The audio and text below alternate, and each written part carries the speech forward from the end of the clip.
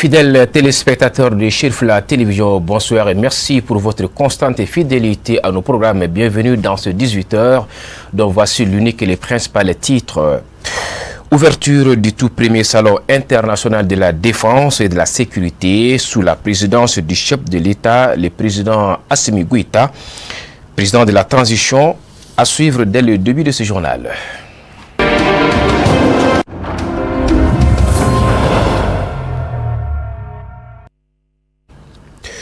Mesdames et messieurs, bonsoir et bienvenue. Je vous l'annonçais à l'instant. Bamako, la capitale malienne, accueille la première édition du Salon international de la défense et de la sécurité BAMEX 2025 qui se tient du 11 au 14 novembre au parc des expositions de Bamako. L'événement est placé sous la présidence du président de la transition, le général d'armée Assimi Goïta, et vise à promouvoir la coopération régionale et internationale en matière de défense et de sécurité et à présenter les dernières innovations technologiques dans le domaine. Khadija Traoré et Ibrahim Koulibaly ont suivi l'événement pour Chirfla TV. Le choix de Bamako pour abriter cette première édition n'est pas anodin. Le Mali occupe une position stratégique dans la lutte contre le terrorisme et les trafics transfrontaliers. L'organisation de cet événement démontre la volonté du pays à jouer un rôle moteur dans la coopération sécurité régionale et internationale. Dans un environnement international en pleine mutation, marqué par la multiplication et la persistance de crises parfois très complexes, à savoir les conflits transnationaux, les attaques des groupes armés terroristes, la cybercriminalité, la criminalité transfrontalière organisée et les influences étrangères, l'Afrique se trouve être au cœur d'enjeux sécuritaires et géopolitiques sans précédent qui fragilisent sa stabilité et freinent son développement. En effet, dans un monde de plus en plus interconnecté, le terrorisme ne connaît pas de frontières.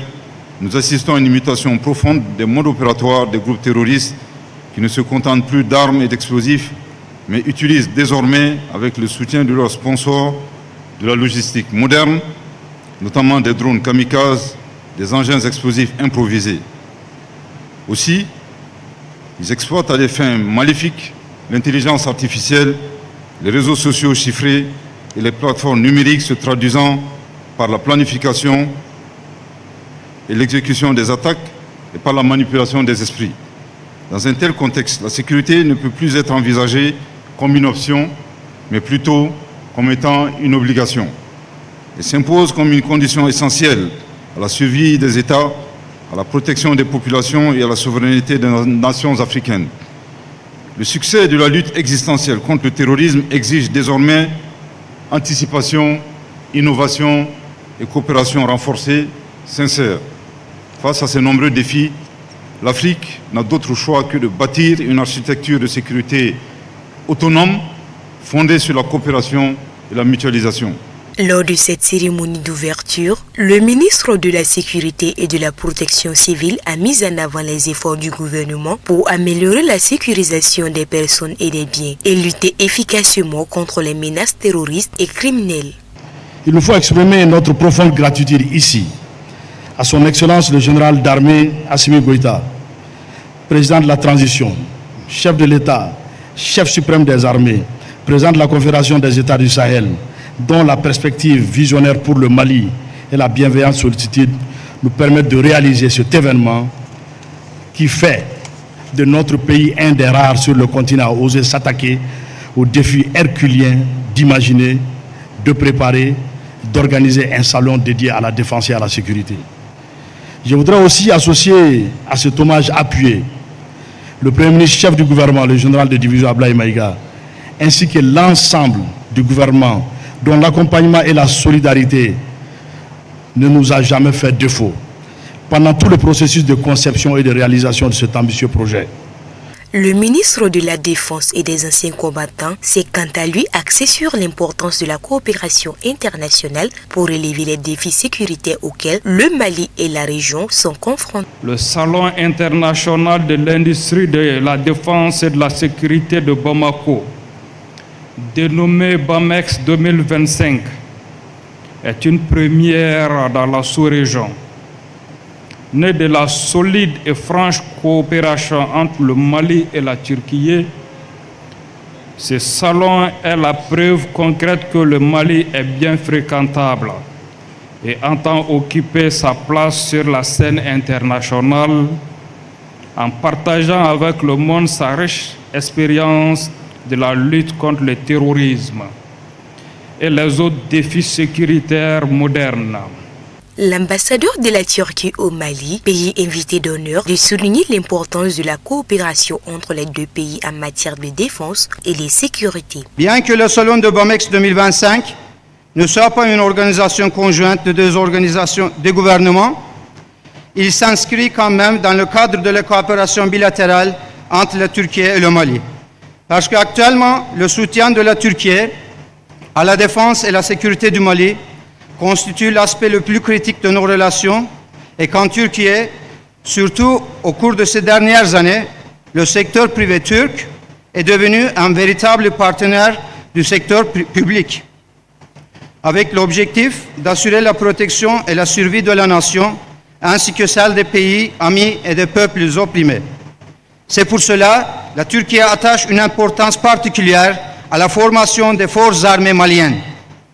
Nous attachons aussi une importance particulière à la coopération entre nos écoles de guerre sur la doctrine militaire pour mieux suivre la transformation du climat sécuritaire, géopolitique et pour mieux comprendre des menaces asymétriques dans nos propres régions et dans le monde en général.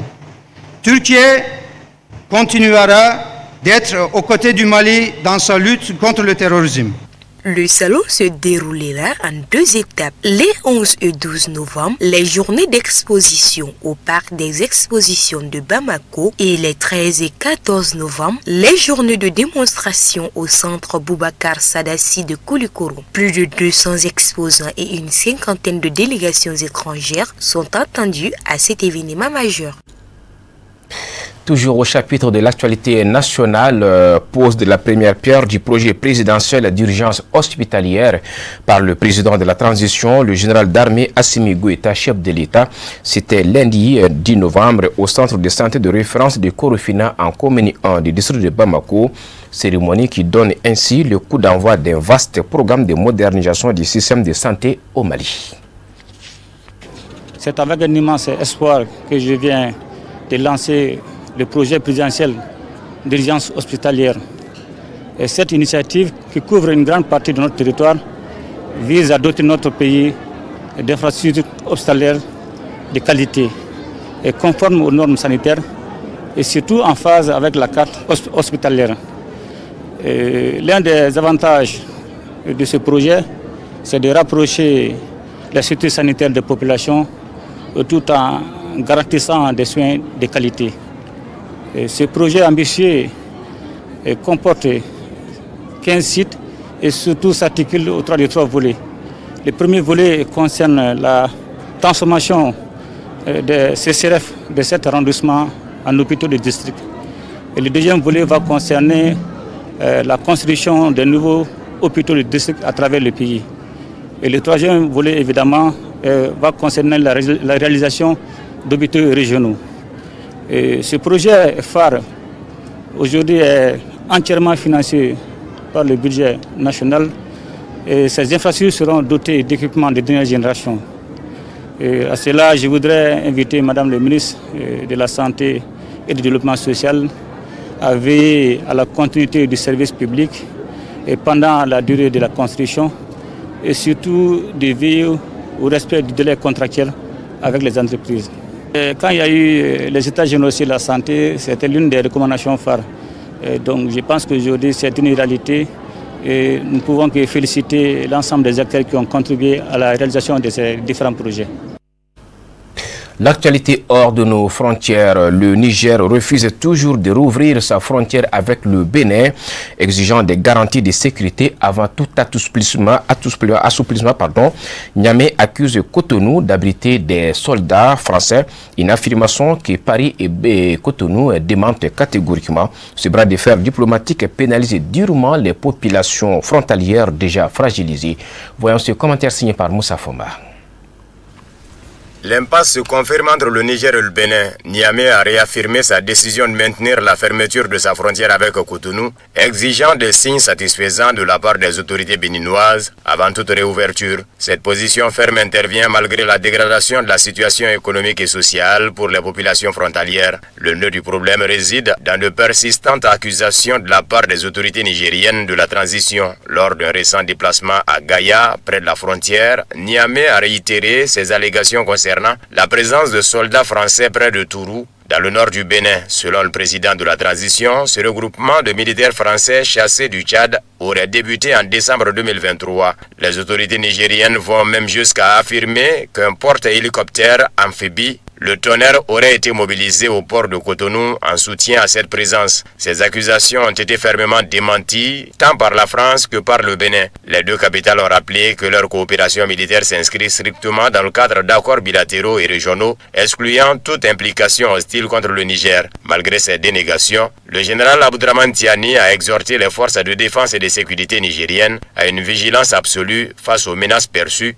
présentant la sécurité nationale comme un enjeu vital. Pendant ce bras de fer diplomatique, l'impact a se fait lourdement sentir sur le terrain. Les échanges commerciaux et les déplacements entre les deux pays sont fortement ralentis, pénalisant lourdement les populations des régions frontalières des deux pays. Alors que Niamey campe sur sa position en invoquant la sécurité et que Cotonou maintient ses démentis, l'impasse persiste. La médiation régionale semble être la voie la plus nécessaire pour désamorcer cette crise qui ralentit l'activité vitale entre ces deux voisins de l'Alliance des États du Sahel. Direction le Cameroun où Issa Choma Bakari hausse le ton face au pouvoir. L'opposant a lancé un ultimatum de 48 heures pour la libération des manifestants arrêtés après la présidentielle. Il menace de conséquences politiques si le régime ne répond pas à ses exigences. Voyons ce commentaire de Moussa Fomba. Après plusieurs jours d'un silence très commenté dans un contexte post-électoral explosif, Issa Chiroma Bakari, candidat de l'opposition au Cameroun, est sorti de sa réserve avec un avertissement retentissant. S'adressant directement aux autorités, il a lancé un ultimatum de 48 heures pour la libération sans condition de toutes les personnes interpellées lors des manifestations de contestation des résultats de la présidentielle.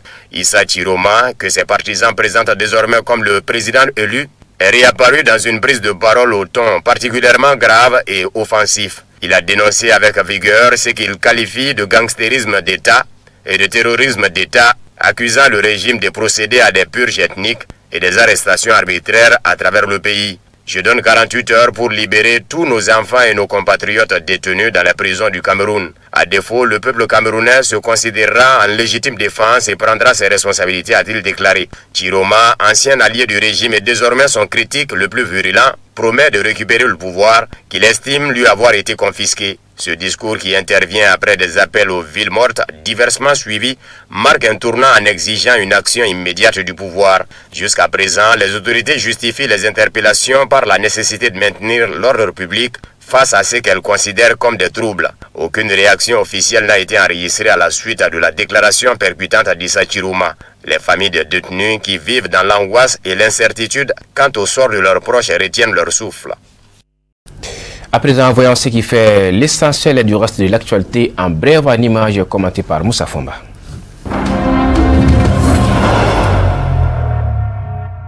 Le fils du défunt dirigeant libyen Muammar Kadhafi, Hannibal, a été libéré de détention lundi après que ses avocats ont déposé une caution de 896 000 $ exigée par un tribunal libanais, a rapporté le portail d'information Al Mondo. D'après ces informations, après sa libération, Hannibal Kadhafi a été raccompagné à son domicile de Beyrouth où il passera une dizaine de jours en famille. Une fois toutes les formalités accomplies, il devrait s'envoler pour les Émirats Arabes Unis à bord d'un jet privé. Selon Charbel Kouri, membre de l'équipe de défense d'Hannibal Kadhafi, cette somme a été réunie la semaine dernière lors de la visite au Liban d'une délégation du gouvernement libyen conduite par Ibrahim Beba, conseiller du Premier ministre libyen. Le tribunal avait auparavant exigé une caution de 11 millions de $ pour la libération du fils de Kadhafi, détenu depuis 2015. Hannibal Kadhafi, âgé de 50 ans, a été enlevé par Amal, un mouvement chiite en Syrie voisine, où il vivait en exil politique. Il a ensuite été remis aux autorités libanaises. En 2017, il a été inculpé pour avoir dissimulé des informations concernant l'imam chiite Moussa al-Sadr,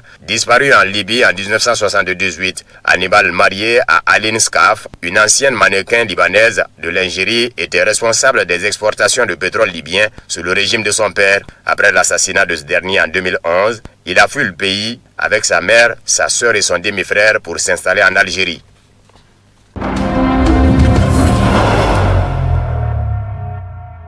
Une paix durable entre le Pakistan et l'Afghanistan ne pourrait être atteinte que lorsque les attaques terroristes en provenance d'Afghanistan auront cessé, a déclaré le Premier ministre pakistanais Shehbaz Sharif. Selon le Premier ministre pakistanais, les forces armées du pays ont donné une réponse ferme aux attaques armées venues d'Afghanistan en octobre, infligeant à Kaboul une leçon inoubliable. Sharif a salué les efforts de la Turquie et du Qatar pour faire progresser les pourparlers de paix entre le gouvernement pakistanais et les talibans. La paix en Afghanistan est essentielle à la stabilité, à la coopération et à la prospérité de la région. Nous croyons à la coexistence pacifique et mettons tout en œuvre pour atteindre cet objectif, a-t-il souligné. Des échanges de tirs ont eu lieu dans la province afghane d'Helmand le 11 octobre. Par la suite, l'armée de l'air afghane a mené une frappe sur la ville pakistanaise de Lahore. Les responsables talibans n'ont fourni aucun détail sur l'opération. La chaîne d'information afghane Tolo News a rapporté que les affrontements avaient fait au moins 58 parmi les militaires pakistanais.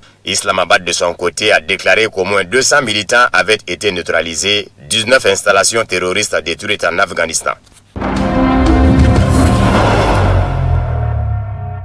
L'Inde a décrété l'état d'alerte maximal à sa frontière avec le Pakistan et le Bangladesh suite à une explosion à New Delhi, a rapporté India Today TV. Les forces de sécurité frontalières ont renforcé leur vigilance et intensifié leur patrouille afin de prévenir toute menace potentielle, a indiqué la chaîne de télévision. Le Premier ministre indien Narendra Modi a été informé de l'explosion survenue dans le quartier du Vieux Delhi, dans la capitale indienne, une zone très prisée des touristes. Il s'est entretenu avec le ministre de l'Intérieur Amit Shah. Lundi soir, une voiture a explosé à un feu rouge près du Fort Rouge, monument historique de New Delhi.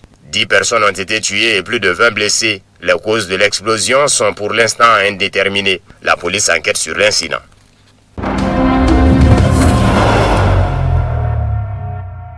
Selon le Financial Times, qui cite des sources, les soldats ukrainiens récemment mobilisés désertent bien avant d'atteindre leurs unités. Selon le parquet général ukrainien, près de 20 000 affaires de désertion et absence sans permission ont été ouvertes en octobre, soit le chiffre mensuel le plus élevé de l'année. Un responsable ukrainien a déclaré au journal qu'il était difficile de déterminer le nombre exact de déserteurs. Les militaires ukrainiens désertent souvent et changent d'unité s'ils sont mécontents de leurs supérieurs. Cependant, ces cas restent rares, la plupart des soldats quittant définitivement l'armée. Un nombre important de soldats nouvellement mobilisés prennent la fuite bien avant de rejoindre leurs unités, a déclaré un responsable au Financial Times.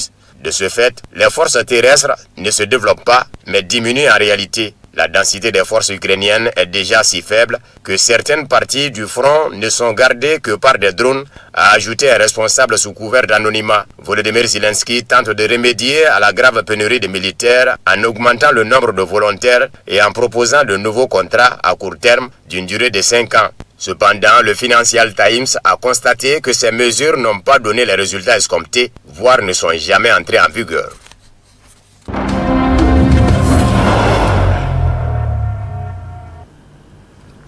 Ainsi s'achève ces 18h. Merci à vous de l'avoir suivi. Excellente suite de programmes sur Chilfla Télévision. Bonsoir.